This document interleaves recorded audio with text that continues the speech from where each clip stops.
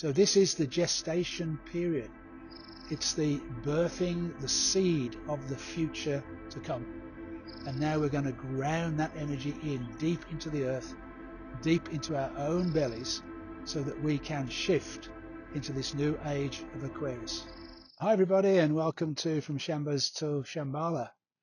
We're just recording this right at the end of April as we move into May, and it's a very powerful time that we're now entering into, having moved through all that massive energy in the new moon in Aries with those 8 planetary bodies in the sign of Aries, a really fiery first impulse into the new energy. And then the sun moved into Taurus, inviting us now to ground those flames into some form of reality. And so now we're moving through that energy, but it's important to remember that the majority of planets are still in Aries. So we've still got this driving force with Mars in its own sign of Aries, with the planets slowly but surely beginning to move into Taurus. Major events taking place, though, included Venus and Uranus moving out of Taurus and into Gemini. And that's just taken place over the last weekend. So there is this lightening up of the energy as they move from the earth sign to the air sign. So what we're going to experience is a speeding up of energy and this wonderful opportunity for us to really now build something special from those impulsive energies of Aries and now into the grounding energies of Taurus, accompanied by this expanded freedom being created by Uranus and Venus moving into Gemini. But we mustn't forget that that Pluto that was in the first few degrees of Aquarius is very slow moving, and now it's creating very positive angles to these current energies. So that transformational experience that Pluto is bringing is still playing a really, really important role. Now, as we come to the end of April, we are coming to the end of the first activation sequence of the Sage Retreat that we are both in. And what we have found through that process is this wonderful additional piece that Richard has brought forward, which are the Sage Lines. And he's done this phenomenal piece of work where he's looked at every single jinki and every single line, and he's come up with a more mystical interpretation of that. So we've now been given our 4 gene key spheres in the activation sequence with this more mystical approach. And I've got to say, it's unbelievably beautiful and incredibly accurate of what we need to clear in the shadow and move into the gift and the siddhi. It could not be more precise in showing us what we need to do to move forward. So the retreat comes to an end at the end of April. They're having a closing on April the 28th. Then there's a month off, providing the opportunity to integrate all of these energies in to form. And then on June 1st, they will begin the next phase, which is the Venus sequence, which will now go from June 1st to December 1st. If you're interested in joining that, we'll put a link below through our affiliate link to join through that link to the Venus sequence retreat. And obviously now there's going to be even more connection to the sage mystical energies of your very specific gene keys and lines in your Venus sequence. And the Venus sequence is where we look very deeply into our childhood development, the core wound that we're carrying on behalf of our family lineage, and how all of that plays out in our primary relationships. So this is the deepest aspect of the gene key transmission without any shadow of a doubt. So I hope you'll consider joining that process as this moves forward. Now, it all closes at the end of April, and it's this incredible convergence point that is taking place for May the 1st. this year on May 1st, which is called Beltane, it is the celebration of the early summer, moving out of winter and spring and into this greening of the earth, as we're seeing in this video right now, sitting amongst the daisies in the greenery of the land, emerging, typical Taurus grounding energy, the sensuous nature of life.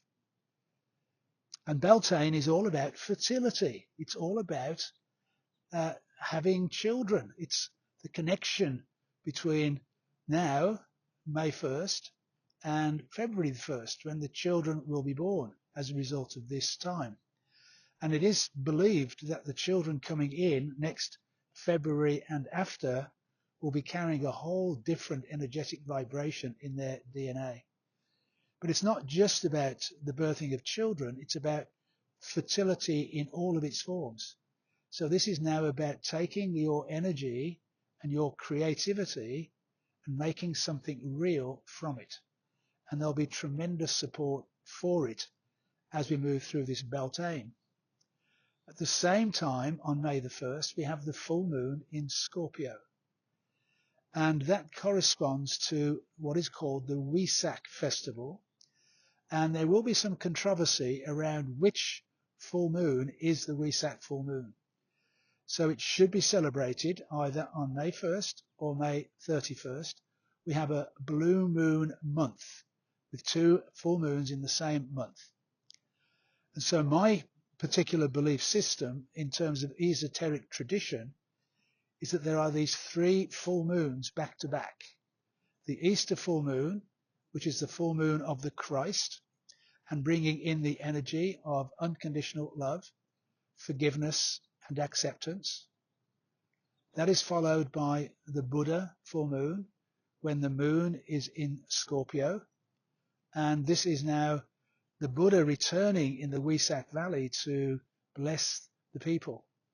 What's interesting about this is last year, Oracle Girl was in her immersion in the Kailash Valley, and that is exactly where the Wesak Valley is. It's right underneath Mount Kailash. And Oracle Girl had a spectacular experience in Mount Kailash last year. So I feel as if this weekend that energy is being reactivated, as she was supposed to bring an end to her immersion, but she's actually carrying it on. And she spent most of the time in Japan, and now in complete surprise, she's going to move to Hawaii. And this is all about working with the waters. So this is the Scorpio Wesak full moon, which is asking us to take a deep dive into our emotional body to allow the healing to take place. And then at the end of the month, May 31st, the full moon in the Gemini Sagittarius axis is all about us, the people, spreading the good news. So we follow the Christ and the Buddha into the people carrying the energy out into the world. And it's all overseen by the great cosmic mother. And we are here in the landscape zodiac of Libra, which is ruled by Venus, and she also rules Taurus. So we are connecting together the beauty of the earth through the Taurus energy and the beauty of creativity through poetry, song, artistic creations, so that we can marry heaven with earth through the higher expression and bring it down into Mother Earth. There is so much stuff going on in the world right now which is absolutely crazy and completely out of alignment. And we must make sure that we don't get trapped in getting taken down that rabbit hole, and that we now focus on what we truly want this world to be for ourselves. And we are experiencing some magnificent moments, some synchronistic events, some wonderful creativity emerging. So really trust that there's a wonderful energy coming in to support us. And just today, Kerry Kay was talking about working with the pulsing energy of copper. And again, it's interesting that the copper frequency rules the heart chakra. It's connected to Venus.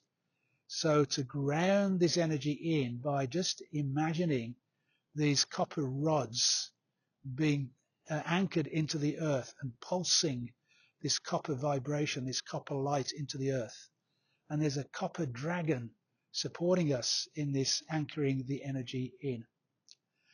And just one final comment. On May 15th, there is a shift in the nodes of the moon from the 37 and the 40, which is all to do with the old system breaking down and coming to an end, and shifting into the 55 and 59, which are the anchor points for the new Earth grid coming in, part of the cross of the sleeping phoenix. So now we want to make sure that we are not exposed in any way to any dishonesty, people having hidden agendas. That's the 59th gene key.